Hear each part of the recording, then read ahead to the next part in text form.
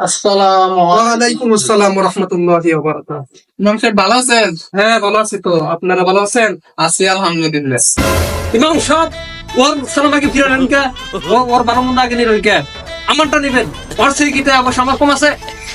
সুদ না কয় কি? ও কয় টাকার মালিক হয়েছে? ইমাম সাহেব ও কয় টাকার মালিক হয়েছে? আমার সাথে তর্ক করতে আসে। রাহেন তো আপনারা কি শুরু করলেন? আপনাদের এত হিংসা কেন? সালাম দিছেন, দুইজনে সালাম দিছেন, দুইজনে সব পাবেন। এত হিংসা কে থেকে? বাদ জানি মানুষ, ওই মানুষের সাথে আমার কোনো সম্পর্ক নাই, কোনো কথাও নাই। শুনলেন ইমাম সাহেব ও কয় কি আমার সাথে ওনাদের সম্পর্কই নাই। এমনি তো দাঁড়ায় রয়েছি, তাই তো আমার মানে প্র্যাকটিসে লাগতেছে। এটা কাজের কথা, এটা কই আমি সামনে হজে যাইতাছি, আর শুক্রবারে আমার কথা কইয়া দিবেন, বড় করে মোনাজাত করবেন যে মকসেদ চাচা হজে যাইতাছে। আস্তে ইমাম সাহেব আস্তে আস্তে শুনেন। সারা জীবন করে খাইছে, শেষকামি করে ঘুষ খাইছে, সুদ খাইছে, আর এখন আপনার সাথে সুবি খাচ্ছে। মসজিদ দোয়া করে দিয়ে দেখছেন মান সাহেব, ও আমার ছাত্রা কয়, ও সুদ গাছ খায়, এটা আমার কয়। আমি তো আন্দিরার হয়ে গেছি, আমি কেন সুদ গাছ খাই? আমার কথা শুনেন।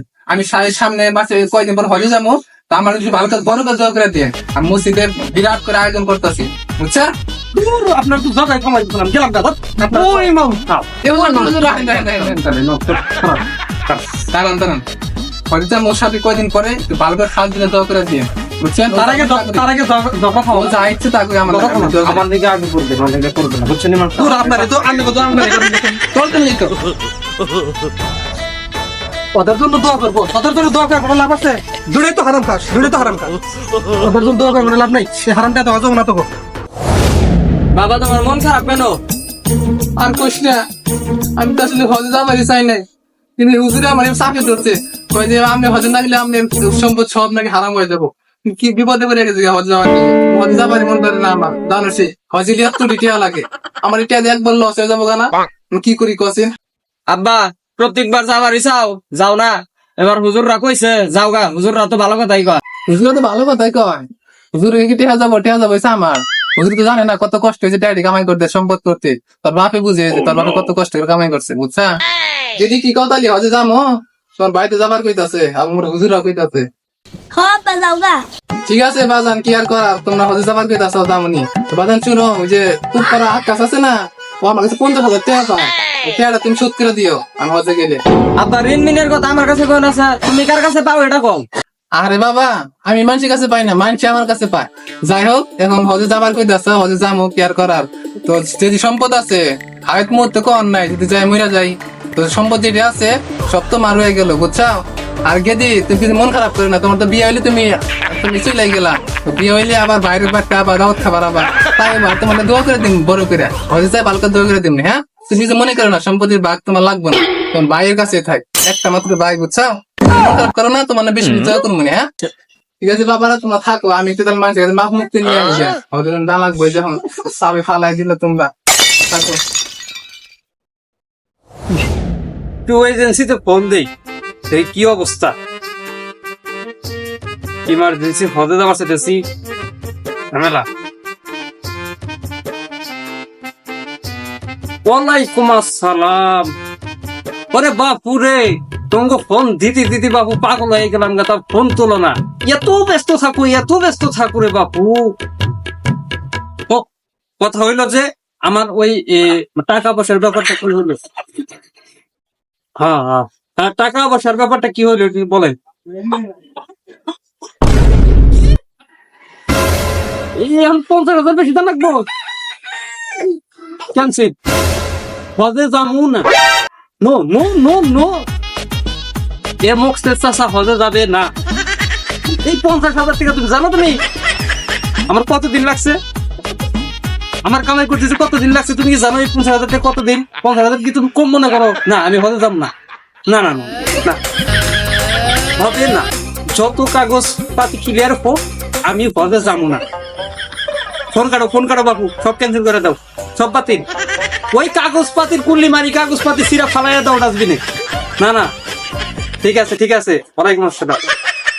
হ্যাঁ 50,000 টাকা বেরিয়ে গেছে, ইমার্জেন্সি যাবার সেই জায়গায় 50,000 টাকা আমায় কি করতে, যে কষ্ট। 50,000 টাকা, হায় 50,000 টাকা। আর